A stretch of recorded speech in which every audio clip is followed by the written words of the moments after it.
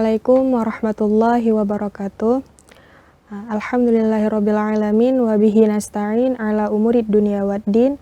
Wassalatu wassalamu ala asyrafil anbiya'i wal mursalin wa ala alihi wa sahbihi ajma'in amma ba'. Baik saudara Lung, ada mengupas tentang pertanyaan apabila kita lupa berpuasa kemudian makan banyak, bagaimana hukumnya? Apakah puasa tersebut sah ataupun batal?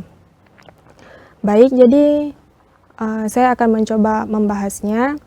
Biasanya hal ini sering terjadi ketika awal-awal Ramadan, di mana pada keseharian kita sebelumnya kita masih makan, kemudian ngopi, dan ketika ada kejadian kita makan karena lupa bahwa kita sedang berpuasa, maka hukum puasa tersebut tetap sah, dengan syarat memang diharuskan benar-benar lupa dan tidak disengaja.